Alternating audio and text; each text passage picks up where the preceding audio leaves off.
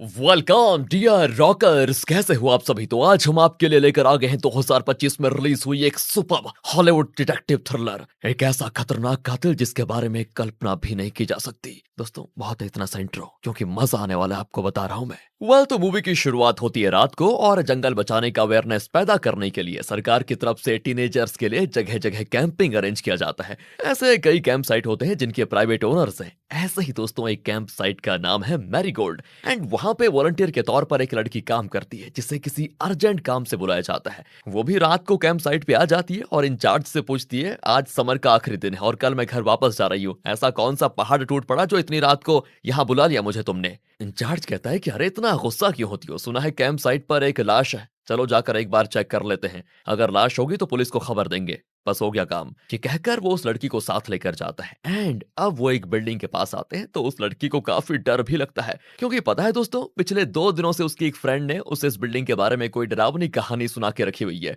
इसीलिए वो बिल्डिंग में जाने से मना कर देती है। पर अभी तक वो इंचार्ज जो ढंग से बात कर रहा था, वो एकदम विलन वाला एक्सप्रेशन देते हुए कड़क आवाज में कहता है, देखो अगर तुम बिल्डिंग के अंदर नहीं आई तो तुम्हारी खैर नहीं, तुम्हारे पास कोई दूसरा ऑप्शन भी नहीं है, समझी, चुपचाप अंदर चलो अंदर। कहकर वो उसे जबरदस्ती अंदर लेकर जाता है। लड़की तो डर जाती है। वाह! अंदर जाकर पता चलता है कि उसके फ्रेंड्स ने उसके लिए सरप्राइज पार्टी अरेंज की है, क्योंकि कल वो अपने घर जा रही है ना, इसीलिए। ओह, लड़की तो डर ही गई थी, बताओ। खैर दोस्तों, पार्टी खत्म करने के बाद वो लड़की अपनी फ्रेंड से कहती है, तो तुम लोगों ने मिलकर मेरे लिए सरप्राइज पार्टी अरेंज की थी और इसीलिए तुमने मुझे इस बिल्डिंग के बारे में डरावनी कहानी सुनाई थी, राइट, ताकि मैं यहाँ पर ना आऊं। वाह यार, मतलब असल में वो बोनफेस नाम का कोई कातिल है ही नहीं, और ना ही वो कैंप साइट में आने वाले बच्चों का कत्ल करता है, राइट। फ्रेंड कहती है, हाँ, तुम्हें यहाँ आने से रोकने के लिए मैंने बोनफेस की कहानी जरूर सुनाई थी, लेकिन बोनफेस नाम का कातिल 100% सच है, और वो कैंप साइट में आने वाले टीनेजर्स को चुन चुन के कत्ल भी करता है, ये भी सच है। उसके हर कत्ल के बारे में अगर मैं बताने लग गई तो तुम्हारी रातों की नींद उड़ जाएगी, समझे।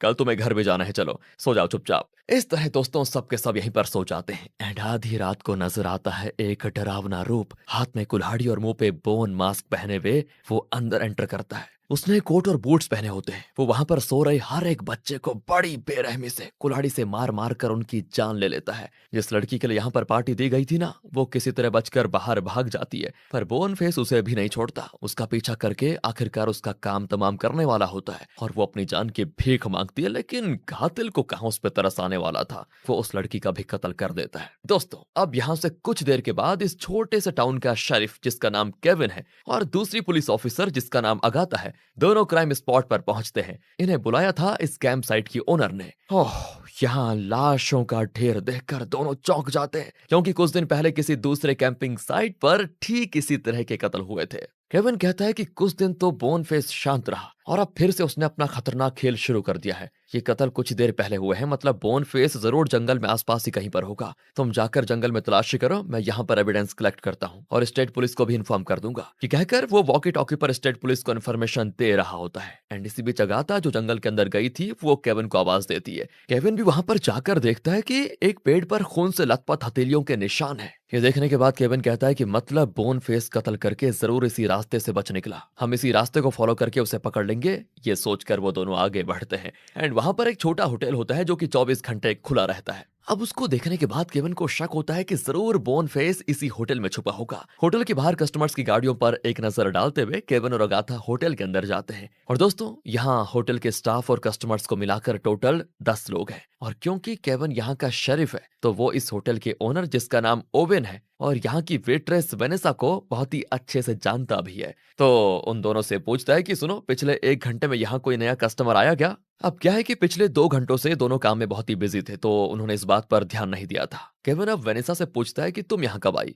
वेनेसा बताती है, मैं शाम 4 बजे बस से आई थी। तभी वहां की कस्टमर जिसका नाम रिचा है वो कहती है कि मैं यहाँ पर 12 बजे आई थी, और तब वेनेसा यहाँ पर अकेली काम कर रही थी। केविन ये सब कुछ क्यों पूछ रहा है, इसके बारे में वहां किसी को कोई आइडिया ही नहीं होता। और तब केविन उन्हें कत्लों के बारे में बताता है, और कहता है कि अगर कातिल कत्ल करके यहाँ आया होगा तो वो जरूर काफी टेंशन में रहा होगा। फिर केविन दूसरे कस्टमर से मिलता है जिनमें पार्क नाम का एक आदमी और उसकी बेटी होती है जिसका नाम है पैटी। केविन उनसे पूछता है कि आप दोनों यहाँ पर कितने बजे आए थे ये बताइए। वो बताते हैं कि हम इस टाउन को बिलोंग नहीं करते, हम तो एक ट्रिप से लौट रहे थे कि रास्ते में हमारी कार का टायर पंचर हो गया। आसपास कोई मैकेनिक शॉप भी नहीं थी और ना ही कोई होटल, तो हम पैदल चलकर इस होटल में खाना खाने आ गए। लगभग 12:15 या 12:30 को हम यहाँ पर पहुंचे होंगे। एंड दोस्तों, और तब एक लड़की जिसका नाम कैटरीना है वो बताती है असल में ये लोग ठीक 12:30 पर यहाँ पर आए थे। केविन उससे पूछता है कि तो तुम यहाँ पर कब आई? वो कहती है मैं आई तो थी 9 बजे को। वो इतना कहती है कि तभी वेनेसा बताती है वो 9 बजे आई थी लेकिन फूड ऑर्डर किया था इसने 12 बजे। दोस्तों, इनके अलावा यहाँ पर एक और कस्टमर है जिसने चश्मा पहन के रखा हुआ है। इसका नाम है स्टीव, जो इस टाउन के थिएटर में काम करता है। केविन अब कैटरीना से पूछता है कि तुम 3 घंटे यहाँ बैठकर क्या कर रही थी ये बताओ।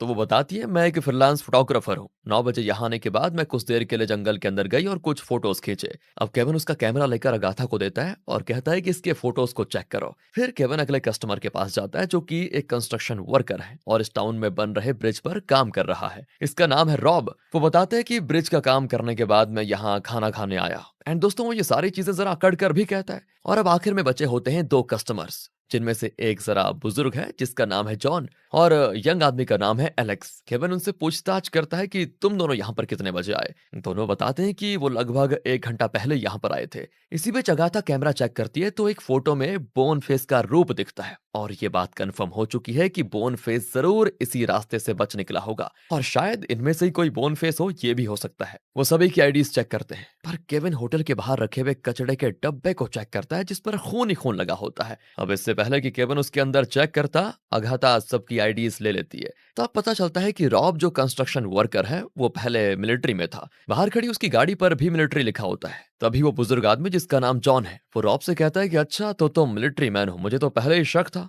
इस तरह वो रॉब का मजाक उड़ाने लगता है। इतने में केविन कचड़े के डब्बे से एक कवर निकाल कर लाता है। उसमें बोन फेस के बूट्स, उसका कोट, उसकी कुल्हाड़ी, उसका बोन मास्क होता है। इस टाउन के लोग बोन फेस के बारे में काफी जानते हैं, लेकिन क्योंकि बेटी बाहर से आई हुई है इसीलिए उसे बोन फेस के बारे में कुछ ज्यादा नहीं पता, मतलब कुछ पता ही नहीं है। तो स्टीव कहता है कि तुम्हारी जनरल नॉलेज काफी कमजोर है, क्या तुम बोन फेस को नहीं जानती? अब तक उसने 3 कैंप साइट्स पर 32 कत्ल किए हैं। केविन कहता है 32 नहीं, अब वो संख्या बढ़कर 41 हो गई है। पहले कैंप में 13 बच्चे, कुछ दिनों के बाद दूसरे कैंप में 19 बच्चे और आखिर में मैरीगोल्ड कैंप साइट पर 9 बच्चे। टोटल 41 बच्चों का कत्ल हुआ है। अब मैरीगोल्ड का नाम सुनते ही बेटी का चेहरा बदल जाता है और वो बताती है वो खुद भी एक बार मैरीगोल्ड में वॉलंटियर का काम करने गई थी। जॉन उसको भी चिढ़ाता है कि भगवान का शुक्र करो कि तुम आज उस कैंप साइट पर नहीं गई, वरना तुम्हारा भी जनाजा निकालना पड़ता। असल में इस होटल के ओनर की बेटी भी उस कैंप में थी। तो वो बेटी से पूछता है क्या तुम मेरी बेटी अना को जानती हो? बेटी कहती नहीं। अब दोस्तों, क्योंकि बोन फेस के सारे आइटम्स इस होटल के पास रखे कचड़े के डब्बे में पाए गए तो केविन को पूरा यकीन है कि बोन फेस कत्ल करने के बाद यहाँ पर आया और अपने सारे आइटम्स यहाँ फेंक कर वो दूसरे कपड़ों में होटल के अंदर आ गया। पर बाकी लोग इस बात से सहमत नहीं है क्योंकि उन्हें लगता है कि ऐसा भी तो हो सकता है कि बोन फेस अपने सारे आइटम्स कचड़े में फेंक कर दूसरे कपड़ों में अपने रास्ते निकल गया हो, कहीं और चला गया हो और होटल के अंदर आया ही ना हो। पर केविन कहते हैं नहीं नहीं नहीं, इसकी गुंजाइश ही नहीं है क्योंकि थोड़ी देर ही पहले कत्ल हुए हैं और स्टेट पुलिस ने हर जगहों को चारों ओर से घेर लिया है। वो कहीं बचकर निकल नहीं पाया होगा। अगर कोई भी अकेला जाता नजर आता तो स्टेट पुलिस उसको रोककर उससे पूछताछ करती और अगर वो अकेला गया होता तो पकड़ा जाता। पर अभी तक ऐसी कोई इन्फॉर्मेशन मुझे नहीं मिली, मतलब कातिल इसी होटल के अंदर है। अब ये पता लगाना मेरा काम है कि आप में से बोन फेस है कौन। चलिए दोस्तों, रेडी हो आप? तो वो अगाथा से कहता है कि तुम एक काम करो, बोन फेस के आइटम्स वाले इस बैग को ले जाओ और मैरीगोल्ड कैंप साइट पर रखी हुई अपनी गाड़ी में डाल दो और फिर गाड़ी यहाँ लेकर आ जाओ। अगाथा के जाने के बाद केविन होटल का दरवाजा बंद कर देता है और सभी से कहता है कि जब तक स्टेट पुलिस नहीं आ जाती तुम सब मेरे बताए हुए रूल्स फॉलो करोगे। तो रूल नंबर 1, यहां से बाहर निकलने के बारे में कोई सपने में भी मत सोचना। रूल नंबर 2, अगर किसी के पास कोई हथियार है तो उसे अभी के अभी मेरे सामने सरेंडर कर दो। रूल नंबर 3, अगर आप में से किसी को दूसरे कस्टमर पर शक है कि वो बोन फेस हो सकता है तो किसी भी वक्त मुझे बताने में संकोच मत करना। इसी बीच दोस्तों, अगाथा मैरीगोल्ड कैंप साइट में जाकर उस बैग को कार की डिक्की में रखती है और कार को यहाँ पर लेकर आती है। अब होटल के अंदर औरतों को अगाथा और आदमियों को केविन चेक करता है कि किसके पास कोई हथियार है या फिर नहीं। औरतों के पास कोई हथियार नहीं होता तो जब आदमियों को चेक किया जाता है तो पार्क के पास कुछ नहीं होता, लेकिन स्टीव के पास पॉकेट में एक इनहेलर होता है। असल में स्टीव को बेरीज की एलर्जी है और अगर कहीं एलर्जी हो गई तो सेफ्टी के लिए उसने ये इनहेलर रखा हुआ है। अब आती है रॉब की बारी तो उसने शू के अंदर अपना एक चाकू छुपा के रखा हुआ था। पुलिस को धोखा देने की कोशिश कर रहे थे क्या? निकालो चाकू। ये कहकर केविन उसका चाकू ले लेता है। फिर केविन जॉन और एलेक्स को भी चेक करता है, लेकिन उनके पास कुछ नहीं होता। अब ये तो पक्का हो चुका है कि किसी के पास कोई हथियार नहीं है, इसीलिए केविन कहता है कि जो जो बाथरूम वगैरह जाना चाहते हैं जा सकते हैं। अब दोस्तों बाथरूम में दिखाते हैं कि रिचा मेकअप कर रही होती है। कटरीना कहती है कि यहाँ के लोग आपको भले ही ना जानते हो, लेकिन मैं अच्छी तरह जानती हूँ कि आप कौन है। बेहतर यही होगा कि आप सबको अपना सच बता दे। इस तरह पहेलियां बुझाकर कटरीना चले जाती है और अपने लैपटॉप पर कुछ फोटोज देख रही होती है। उनमें से एक फोटो को देखकर जो वेनिसा है ना, वो घबरा जाती है और पूछती है कि तुमने इस तरह के फोटोज क्यों लेके रखे हुए हैं? मुझे तो देखकर ही डर लग रहा है, प्लीज इसको डिलीट कर दो। कटरीना कहती है कि तुम्हारे लिए ये महज फोटो है, पर मेरे लिए ये पैसा है, पैसा। इसको डिलीट करके फिर मैं कमाऊंगी क्या? जाओ जाओ अपना काम करो, तुम मुझे मत सिखाओ। वेल दोस्तों, इस तरह कुछ वक्त बीतता है, पर अभी तक स्टेट पुलिस नहीं पहुंची। इसी बीच केविन बोनफेस के बूट साइज को यहाँ के सभी के शू साइज से कंपेयर करने का प्लान बनाता है। अगर मैचिंग साइज मिला तो शायद वही बोनफेस होगा,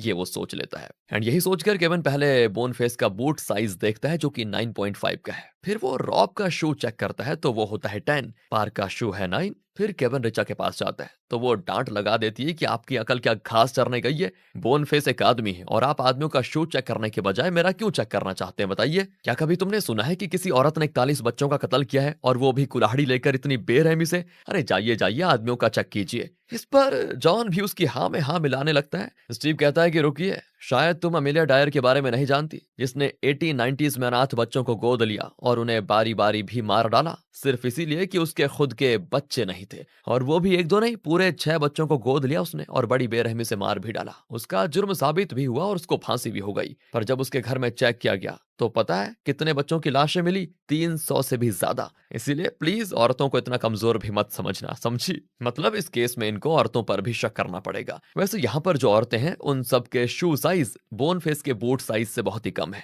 पर इसका यह भी मतलब नहीं निकाला जा सकता कि उनमें से कोई कातिल नहीं है। बूट साइज बड़ा रहा तो क्या हुआ? ये भी तो पॉसिबल है कि किसी औरत ने 4-5 सॉक्स एक साथ पहनकर बड़े बूट्स पहन लिया हो सकता है ना? इस तरह के कई एंगल से सोचना पड़ता है अगाथा और केविन को। वो सबके शू साइज को चेक करके आखिर में जॉन और एलेक्स के पास आते हैं, पर हमेशा की तरह वो इनके साथ कोऑपरेट ही नहीं करते। केविन चढ़कर उसे पकड़कर टेबल पर लॉक कर देता है और वार्न करता है कि ये मेरी लास्ट वार्निंग है, समझे? आइंदा ज्यादा बकबक की और मुझे अपनी ड्यूटी करने से रोका तो मार मार कर तुम्हारा वो हाल करूंगा कि सोच भी नहीं सकते। इस तरह जॉन और एलेक्स को धमकाकर उनके शू साइज भी चेक किए जाते हैं, पर सबको चेक करने के बाद केविन किसी नतीजे पे पहुंच ही नहीं पाता, क्योंकि लगता है इनमें से कोई भी बोनफेस के बूट साइज पहन सकता है। मतलब पहन सकता है यार कोई भी बड़े जूते। इसी बीच स्टीव एक बुक में ये लिखकर केविन को सीक्रेटली दिखाता है कि मैं जानता हूँ कातिल कौन है। केविन कहता है कि अरे अरे मेरे लाल, इतनी देर से मैं उसी का पता लगाने की कोशिश कर रहा हूँ, बताना अब तक क्या तमाशा देख रहे थे तुम? खैर अब तुम ही बता दो कि कातिल है कौन। पर एक काम करो, यहाँ पर नहीं, बाहर चलो मेरे साथ, वहां पर बताना।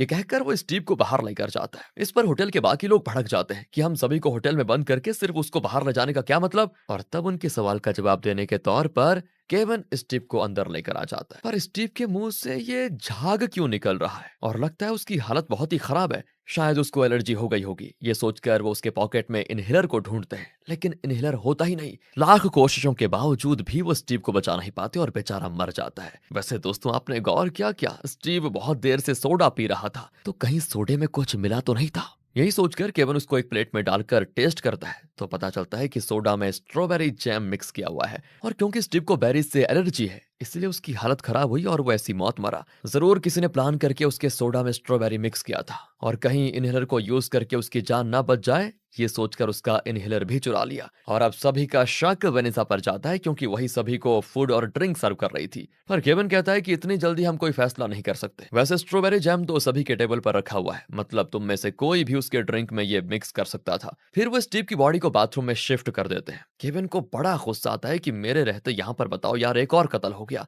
जब तक स्टेट पुलिस नहीं आ जाती तब तक मुझे हर एक पर नजर रखनी होगी, ताकि यहाँ पर कोई और कत्ल ना हो जाए बस। और सुबह होने तक मैं कातिल का पता जरूर लगाऊंगा। फिर वो बढ़िया तरीके से हर एक से पूछताछ करना शुरू करता है। पहले तो वो रॉब से पूछताछ करता है कि तुम तो मिलिट्री में थे ना, और युद्ध में तुमने कई कत्ल भी किए होंगे, और अपनी इस वीरता के लिए तुम्हें प्रमोशंस भी मिले होंगे। फिर तुम आर्मी छोड़कर कंस्ट्रक्शन वर्कर क्यों बन गए बताओ? अब इस पर रॉब जरा घबराता हुआ दिखाई देता है और बताता है कि मुझसे युद्ध में लड़ा नहीं गया, इसी वजह से मुझे जल्द ही आर्मी से निकाल दिया गया और मुझे ये काम करना पड़ गया। तब बेटी कहती है अब मुझे याद आया कि तुम कौन हो, शुरू में मुझे लगा कि मैंने तुम्हें कहीं पर देखा है। तुम मैरीगोल्ड कैंप साइट में काम करते थे ना, राइट? मैं वहीं पे वॉलंटियर थी तब। और उस कैंप साइट में बोनफेस ने आखिर में 9 बच्चों का कत्ल भी किया था। बेटी आगे कहती है कि वहां किसी लड़की ने रॉब पर कंप्लेंट भी किया था कि उसने उस लड़की को अब्यूज करने की कोशिश की थी और इसी वजह से रॉब को वहां से निकाल दिया गया था। लेकिन दोस्तों, रॉब साफ इंकार करते हुए कहता है कि शायद तुम जानती ही नहीं कि उस लड़की ने खुद मुझे गलत इरादे से बुलाया था और जब मैंने मना कर दिया तो वो घबरा गई कि कहीं मैं उस पर कोई कंप्लेंट ना कर दूं, इसलिए उसने उल्टा मुझ पर इल्जाम लगा दिया और ये सारा ड्रामा किया। फिर उस ड्रामे को सभी ने सच मान लिया। उस लड़की का नाम मैंडी हिल था, है ना? इस तरह वो खुद को डिफेंड करता है। अब दोस्तों, उस कैंप साइट में इतना कुछ हुआ था, लेकिन कैंप साइट के ओनर ने पुलिस में कंप्लेंट तक नहीं करवाई थी। उसे डर था कि कहीं उसके कैंप साइट का नाम खराब ना हो जाए और सरकार उसे कैंप साइट के लिए जो फंड्स देती थी वो बंद ना हो जाए। इसीलिए उसने रॉब के साथ सीक्रेट डीलिंग कर ली थी कि जो हो गया सो हो गया, तुम अपना मुंह मत खोलना और हम भी इस बारे में किसी को नहीं बताएंगे। ना तुम्हारी बदनामी होगी ना ही हमारी। इस तरह कैंप साइट के ओनर ने इस केस को दबा दिया था। अब यहाँ सभी का शक रॉब पर जाता है क्योंकि कैंप साइट पर हुए बच्चों की वजह से रॉब की नौकरी गई। ये काफी स्ट्रांग मोटिव है और हो सकता है कि इसी गुस्से की वजह से रॉब ने कैंप साइट के बच्चों का कत्ल कर दिया हो। रॉब कहता है कि तुम्हें शक करना है तो कर लो, लेकिन हम सब यहीं बैठे हुए थे, कहीं बाहर तक नहीं गए। ऐसे में सिर्फ मैं बाहर निकलकर 9 बच्चों का कत्ल करके वापस यहाँ पर आकर आराम से कैसे बैठ सकता हूँ? तब केविन कहता है कि कोशिश की जाए तो ये पॉसिबल है। मैं और अगाथा पैदल ही यहाँ पर आए थे और हमें ज्यादा से ज्यादा 5 मिनट लगे। मतलब यहाँ से कैंप साइट जाकर लौटने के लिए 10 मिनट काफी है। वहाँ कत्ल करने के लिए लगभग 10 से 15 मिनट। उस हिसाब से तो यहाँ से कैंप साइट जाकर कत्ल करके वापस आने में ज्यादा से ज्यादा 20 से 25 मिनट ही लगेंगे और यहाँ सभी खाना खाने में बिजी रहे होंगे। उसी बीच अगर कोई चुपचाप निकलकर वहां गया और कत्ल करके लौट आया तो किसी ने नहीं देखा होगा कौन गया कौन आया। इस एंगल से सोचने पर शक जाता है कटरीना पर, क्योंकि वो 9 से 12 बजे तक यहाँ थी, लेकिन इसी बीच वो कुछ देर के लिए जंगल में फोटोज क्लिक करने भी गई थी। उस दौरान शायद उसी ने कैंप साइट में जाकर बच्चों का कत्ल कर दिया हो। तो जब कटरीना से यह सवाल पूछा जाता है तो वो अपने डिफेंस में कहती है, मुझे उन बच्चों से क्या दुश्मनी हो सकती है बताइए, मैं उनका कत्ल क्यों कर देती? ऐसा करने से मुझे मिलता ही क्या? तब वेनिसा कहती है, तुम्ही ने मुझे एक फोटो दिखाई थी और कहा था कि ये महज फोटो नहीं, तुम्हारे लिए पैसा है पैसा। ये बताकर वेनिसा कटरीना को दुविधा में डाल देती है और अब सभी को लगता है कि कटरीना को पैसों की सख्त जरूरत थी और वो भी कोई ब्रेकिंग न्यूज बनाकर पैसा कमाना चाहती थी। मतलब दोस्तों ये कि बोनफेस कत्ल करके कैंप साइट से निकल जाता है। उसके बाद अगर दूसरे रिपोर्टर्स स्पॉट पर आ जाते तो क्राइम सीन की फोटो क्लिक करके उसे पब्लिश कर देते। इससे पहले कि ऐसा कुछ हो पाता, अगर कटरीना उस क्राइम सीन की फोटो क्लिक करके किसी मीडिया हाउस को बेच देती तो उसे बहुत पैसे मिलते दूसरों के मुकाबले। इसलिए इन सभी को लगता है कि पैसों के खातिर कटरीना ने ये कत्ल भी किए और उसकी फोटोज भी क्लिक कर दी ताकि सबसे पहले उसकी फोटोज पब्लिश की जाए। इस तरह केविन अपनी एक थ्योरी बताता है। तभी रिचा तो हंस पड़ती है। तो मौका पाकर कटरीना अपने गले पर आई हुई तलवार को रिचा के गले की ओर मोड़ते हुए कहती है कि तुम्हें इतना हंसने की क्या जरूरत है बुढ़िया, तुम खुद एक कातिल हो और अपने जुर्म के लिए कोर्ट में केस भी चल रहा है तुम्हारा। ऐसे में तो हमें तुम पर शक करना चाहिए, क्योंकि जो एक कत्ल कर सकती है वो 9 भी कर सकती है। हो ना हो तुम ही बोन फेस हो। अब सभी की नजर रिचा की तरफ घूम जाती है। रिचा कहती है, ऐसे मत घूरो मुझे, मैंने कोई कत्ल नहीं किया, बहुत मामूली सा केस था। मेरा एक बॉयफ्रेंड था। तुम्हारा और बॉयफ्रेंड? हाँ हाँ मेरा ही। क्यों, मेरा कोई बॉयफ्रेंड नहीं हो सकता क्या? सवाल करना बंद करो और कहानी सुनो। ये कहकर रिचा आगे बताती है कि मेरा बॉयफ्रेंड जरा अमीर था और हमारी शादी भी हुई। हम दोनों हमेशा साथ ही घूमते फिरते थे। एक दिन मेरी तबीयत खराब हुई और वो अकेले ही कार लेकर कहीं चला गया। उसकी बुरी किस्मत थी कि वो कार का ब्रेक फेल हो गया, उसका एक्सीडेंट हो गया, वो बेचारा वहीं मर गया। लोगों ने ये कहना शुरू कर दिया कि उसकी दौलत को पाने के लिए मैंने उसका एक्सीडेंट करवाया, पर वो सच नहीं था। वैसे उसने अपना सब कुछ मेरे नाम पे करके रखा हुआ था, तो उसके मरने के बाद वो सब मुझे मिला। फिर मैंने दूसरे आदमी से शादी की जो मेरे पहले पति से थोड़ा ज्यादा अमीर था, पर किस्मत तो देखो, उसे भी हार्ट प्रॉब्लम हो गई। फिर क्या था, हार्ट अटैक से वो मर गया। पर लोगों का मुंह तो कभी बंद ही नहीं होता। उसकी नेचुरल डेथ का भी मुझको ही जिम्मेदार ठहराया गया कि मैंने उसकी भी प्रॉपर्टी को हड़पने के लिए उसका कत्ल कर दिया। अब आप ही बताओ इसमें मेरा क्या दोष था? मैंने उसका कत्ल किया ही नहीं तो इन बच्चों का कत्ल करके मैं क्या करूंगी? केविन कहता है कि वैसे एक्टिंग काफी बढ़िया कर लेती हो तुम। चलो मान लिया कि तुम कातिल नहीं हो, लेकिन हाई लेवल की चोर तो जरूर हो जिसने पैसों के लिए 2-2 शादियां की।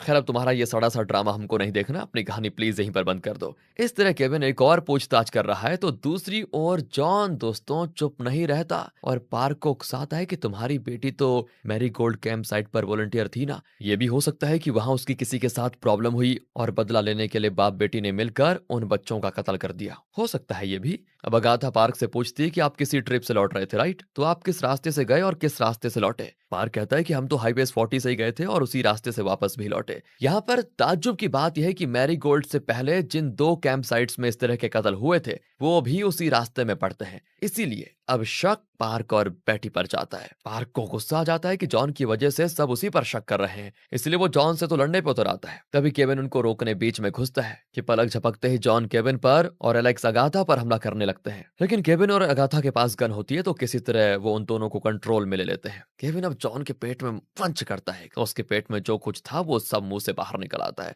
उसमें नशे की टेबलेट्स होते हैं। शक के मारे केविन अब एलेक्स के मुंह पे भी मारता है, तो वो भी उल्टी करता है। उसमें भी नशे का टेबलेट होता है। यानी केविन को पता चल जाता है कि ये दोनों नशीले पदार्थ स्मगल करते हैं। इसीलिए दोनों के दोनों शुरू से केविन की इन्वेस्टिगेशन में कोऑपरेट नहीं कर रहे थे। इसी बीच केविन को स्टेशन से कॉल आता है। असल में केविन ने स्टेशन कॉल करके यहाँ किसी के बारे में डिटेल्स पता लगाने को कहा था और अब वो कॉल करके उसे बता देते हैं। तो केविन कहता है कि ठीक है, आप लोग स्टेट पुलिस को इन्फॉर्म कर देना कि मैंने कातिल का पता लगा लिया है और अब वो मेरी कस्टडी में है। स्टेट पुलिस चीफ से कहो कि वो यहाँ पर जल्दी आ जाए। ये कहकर केविन कॉल काटता है और इन सभी के कंफ्यूज्ड चेहरों को देखते हुए वो आगे जाकर आखिर में ओवेन पर कन तान कर कहता है कि क्यों बोनफेस, पुलिस स्टेशन के दर्शन करना चाहोगे? एंड सभी कंफ्यूज्ड कि ये चल क्या रहा है। अचानक केविन को कैसे पता चला कि ओवेन ही बोनफेस है? तो अगाथा एक्सप्लेन करती है कि असल में केविन ने ओवेन की डिटेल्स पता लगाने को कहा था। उसे पता चला कि ओवेन की शादी हो चुकी है और डिवोर्स भी हो गया। उसकी बेटी का नाम था मैंडी हिल और वो कैंप साइट में वॉलंटियर थी। वही लड़की जिसने रॉब पर अब्यूज का इल्जाम लगाया था, वो मैंडी हिल ही थी, यानी ओवेन की बेटी। लेकिन शुरू में ओवेन ने बेटी को अपनी बेटी का नाम अना बताया था। असल में जब ओवेन का डिवोर्स हो गया तो उसकी बेटी यानी अना अपनी माँ के साथ रहने लगी और अपनी माँ की मर्जी के हिसाब से उसने अपना नाम मैंडी रख लिया और अपनी माँ के परिवार का सरनेम हिल भी अपना लिया। इसलिए बेटी उसको नाम से पहचान नहीं पाई थी। तो उस वक्त जब मैंडी ने रॉब पर यह इल्जाम लगाया तो रॉब ने यह कहा था कि मैंडी ने खुद उसे बुलाया था और जब ओवेन ने अपनी बेटी से पूछा तो उसने साफ कह दिया कि रॉब ने उसके साथ बदतमीजी की थी। बाप होने के नाते ओवेन को गुस्सा तो आना ही था, पर वो डायरेक्टली रॉब को मारेगा तो पुलिस को साफ पता चल जाएगा कि ओनर ने उसकी जान ली है, क्योंकि ओवेन ओनर ही था और फिर ओवेन को जेल जाना पड़ेगा। तो तब ओवेन को एक तरकीब सूझी और उसने रॉब से बदला लेने के लिए एक नए कैरेक्टर को मैदान में उतारा और वो था बोनफेस। बोनफेस की आड़ में ओवेन ने सबसे पहले तो दूसरे कैंप साइट पर ढेरों कत्ल किए और बोनफेस का कैरेक्टर काफी स्ट्रांग बना दिया कि लोग मानने लगे कि वाकई में बोनफेस नाम का एक साइको कातिल है जो कैंप साइट पर बच्चों का कत्ल करता है। फिर वो रॉब से बदला लेने के लिए सही मौके का इंतजार करता है और ऐसे में रॉब खुद चलकर उसके होटल में आता है। एन वक्त पर ओवेन होटल से निकलकर मैरी गोल्ड कैंप साइट पर जाता है और वहां कैंपिंग करते टीनेजर्स का कत्ल करके वापस होटल आता है। उसका प्लान था कि वो होटल में आकर रॉब का भी कत्ल कर देगा और उसकी बॉडी को ले जाकर कैंप साइट पे डाल देगा और जब पुलिस को पता चलेगा तो उनको ये लगेगा कि ये कत्ल भी बोनफेस ने किए हैं और इस बार उसने कैंपर्स के साथ रॉब को भी मार डाला। सिंपल सी बात हो जाती, ओवेन पर किसी का शक ही नहीं जाता। ऐसा ओवेन को लगा था, पर अब केविन आगे कहता है कि रुकिए, ओवेन ने ये नहीं एक्सपेक्ट किया था कि अगाथा और केविन यहाँ पर आ जाएंगे, यानी कि मैं। और जब हम होटल में आए तो रिचा ने कहा था कि मैं 12 बजे होटल में आई और उस वक्त सिर्फ वेनेसा यहाँ पर काम कर रही थी। उसी दौरान ओवेन बाहर जाकर कत्ल कर रहा था। लेकिन पार्क पूछता है कि आपको सिर्फ ओवेन की डिटेल्स पता लगाने की क्यों सोची? शक तो आपको हम सभी पर था। केविन कहता है कि हाँ, बात तुम्हारी बिल्कुल सही है, पर क्या करो, पुलिस वाले का दिमाग हर चीज को नोट करता है। जब हम होटल में आए तो मैंने सभी को ध्यान से देखा। हमें देखकर सिर्फ ओवेन के पसीने छूट रहे थे। वो बहुत ही टेंशन में लग रहा था। और ओवेन कहता है कि ये क्या मजाक है, मैं किचन में काम कर रहा था, गर्मी की वजह से मुझे पसीना आ रहा था। केविन कहता है कि देखो, नाटक मत करो, एक आध बर्गर बनाने में तुम्हें इतना पसीना आ गया? बताओ। वो छोड़ो, तुम्हारे हाथ में खून था और जब हम अंदर घुसे तो तुमने अपने हाथ धोए और तौलिया में हाथ पहुंच रहे थे तुम। हमें देखते तुमने उस तौलिया को फेंक दिया। हमें वो तौलिया भी मिल चुका है। ओवेन कहता है कि मैं मांस काट रहा था, मेरे हाथ में उसी का खून था। केविन कहता है कि तौलिया फोरेंसिक में देंगे तो पता चलेगा कि वो इंसान का खून था या जानवर का। इसी बीच ओवेन हाथ में चाकू उठा लेता है। वैसे भी वो फंस चुका है और अब क्यों ना रॉब का कत्ल कर ही दिया जाए, इसीलिए वो हाथ में चाकू लिए रॉब को देखता है। वैसे रॉब भी कम नहीं था, उसने न जाने कहां से एक गन छुपा के रखी हुई थी। हालांकि केविन ने उसको पूरी तरह से चेक किया था, वैसे फिर भी पता नहीं कहां छुपाई उसने। केविन दोनों को रोकने की बहुत कोशिश करता है, लेकिन रॉब ओवेन को शूट कर देता है और फिर कोई रास्ता न पाकर केविन रॉब को भी शूट कर देता है। इस तरह ओवेन और रॉब दोनों ही स्पॉट पर मारे जाते हैं। इतने में स्टेट पुलिस आ जाती है और उनका आदमी केविन से कहता है कि मैं अपनी टीम को लेकर आ जाता हूँ, आप और अगाथा जा सकते हैं, हम यहाँ संभाल लेंगे। बाकी सारे कस्टमर्स को वहां से भेज दिया जाता है। केविन भी जाकर अपनी कार में बैठ जाता है। अगाथा वेनेसा के साथ मिलकर बाहर निकलती है। 41 कत्ल करने वाला एक खतरनाक कातिल इतनी देर उनके बीच रहा, ये सोचकर वेनेसा काफी घबराई भी होती है। वो अगाथा से कहती है, मैं तो सोच भी नहीं सकती कि ओवेन कैंपिंग करते बच्चों पर इस तरह से टूट पड़ेगा और बेरहमी से सभी का कत्ल भी कर देगा। मुझे तो बहुत ही टेंशन हो रही है, मैं थोड़ा फ्रेश होकर आती हूँ। कहकर वेनेसा बाथरूम जाती है। एंड बहुत देर के बाद भी जब वेनेसा बाहर नहीं आती तो अगाथा चेक करने के लिए बाथरूम जाती है। वहां पर अगाथा को लगता है शॉक, क्योंकि वेनेसा वहां पर होती ही नहीं। फिर अगाथा किचन में आती है तो वहां कटे हुए मांस के टुकड़ों के बीच पड़ा होता है स्टीव का इनहेलर। उसी वक्त बाहर से केविन की चीख सुनकर अगाथा तुरंत बाहर जाती है तो देखती है कि किसी ने केविन का गला काट दिया और वो मरने के हालात में पड़ा हुआ है। और अगाथा ने कार में जो बोनफेस की चीजें रखी हुई थी उनमें से बोनफेस का मास्क मिसिंग होता है। अब अगाथा गन लेकर जंगल के अंदर भागती और चिल्लाती है कि मैं जानती हूँ कि तुम यहीं पर हो, चुपचाप मेरे सामने आ जाओ। अगर तुमने इतनी जाने ली है तो जरूर उसके पीछे तुम्हारा कोई ना कोई कारण रहा होगा। मैं तुम्हें कुछ नहीं करूंगी, बस सच जानना चाहती हूँ। और तब हाथ में बोनफेस मास्क लिए वेनेसा उसके सामने आती है। देखकर अगाथा तो बौखला जाती है, क्या तुम ही हो असली बोनफेस? पर तुमने इतने कत्ल क्यों किए? तब वेनेसा अपना फ्लैशबैक बताती। उस वक्त बोनफेस के कत्लों का सिलसिला शुरू नहीं हुआ था। वेनेसा और उसके भाई एक कैंप साइट में वॉलंटियर का काम करते थे। वेनेसा का भाई एक स्पेशली एबल लड़का था जो ठीक से बात नहीं कर पाता था और बड़ी मुश्किल से अपना काम कर पाता था। इस बात को लेकर वहाँ कैंपिंग करते बच्चे उसका बहुत ही मजाक उड़ाते थे, काफी बुली करते थे उसको। कभी उसके खाने में मक्खी डाल देते तो कभी उसके बेड पर पेशाब कर देते। वो बेचारा बहुत ही टॉर्चर सहता रहता। एक दिन तो वो हद पार कर गए और वेनेसा के भाई को जंगल में कोई जादू दिखाने के बहाने लेकर गए और उसके कपड़े उतारकर उसे एक पेड़ पर लटका दिया और आखिर में उसका कत्ल भी कर दिया। लेकिन कैंप साइट की ओनर ने सोचा कि स्पेशली एबल लड़का था, उसे कौन पूछेगा।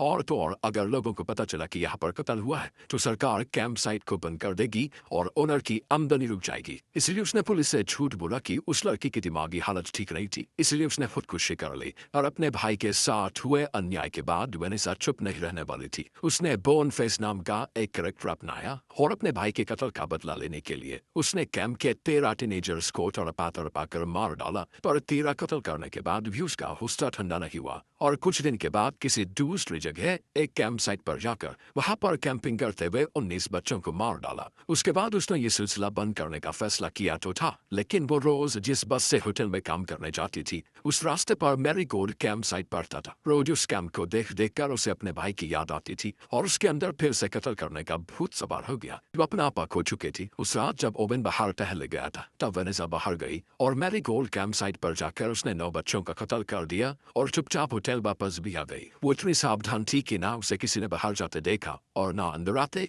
मतलब एक बात तो है कि ओवेन सच बोल रहा था कि किचन में काम करने से ही उसे पसीना आ रहा था, ना कि कत्ल करने के बाद पुलिस को देख कर डर के मारे से। और केविन को देखते उसने जिस तौलिया पे हाथ साफ किए थे वो तौलिया उससे वेनेसा ने ही दिया था। पर स्टीव को किसने मारा? क्या वो जान गया था कि वेनेसा कातिल है और इसीलिए क्या वेनेसा ने उसके ड्रिंक में स्ट्रॉबेरी जैम मिलाया? असल में जब वेनेसा कत्ल करके होटल आई तो उसके सर पर जंगल के पेड़ों के पत्ते वगैरह फंसे हुए थे। स्टीव ने वो देख लिया और उसने पत्ते बाहर निकाल दी। वेनेसा को लगा कि अगर पुलिस आई तो स्टीव से पूछताछ करेगी और तब वो ये बात उनको बता देगा और मैं फंस जाऊंगी। इसी डर से उसने चुपके से स्टीव का इनहेलर निकाल लिया और उसके सोडे में स्ट्रॉबेरी जैम मिक्स कर दिया। इतना ही नहीं, जब केविन सबके हथियार मांग रहा था तब वेनेसा ने देख लिया था कि रॉब ने अपना यूनिफॉर्म निकाल दिया था और उस यूनिफॉर्म के पॉकेट में उसने एक गन छुपा के रखा था। पर उसने ये बात केविन को नहीं बताई क्योंकि उसको लगा कि ये तो बहुत ही बढ़िया है। जब बाद में केविन को पता चलेगा कि रॉब ने गन छुपाई तो सारा शक रॉब पर जाएगा। दोस्तों, इसी तरह वेनेसा खुद शक के दायरे से बाहर हो गई। अगर केविन थोड़ा और ध्यान से पूछताछ करता तो शायद असली कातिल को पकड़ भी लेता और दूसरों की जान भी नहीं जाती। बेवजह स्टीव की भी जान गई और अब केविन भी मर चुका है। पर अब वेनेसा अगाथा को भी नहीं बख्शती और कुल्हाड़ी से उसके पीठ पर वार कर देती है। लेकिन फिर अगाथा गन निकाल कर वेनेसा को शूट तो कर देती है। यहाँ से सीधी दिखाते हैं बीच पर बैठे 4 लोग बोनफेस के द्वारा किए गए कत्लों के बारे में बातें कर रहे हैं। बोनफेस चाहे मरी क्यों न गई हो लेकिन उसके डरावनी कहानियां कभी नहीं मरेंगी। इसी के साथ दोस्तों ये मूवी यहाँ पर खत्म होती है। मतलब कुछ नहीं हुआ मूवी में। केविन की जान बेकार गई, वैसे स्टीव की भी बेकार गई, लेकिन केविन की जान जानी नहीं चाहिए थी। वो तो इन्वेस्टिगेटर था। पर छोड़िए, मूवी है डायरेक्टर का माइंडसेट। बाकी आपको कैसी लगी स्टोरी कमेंट करके बता दीजिए। मिलते हैं आपसे अगले वीडियो में। ध्यान रखिए अपना। Thanks for watching.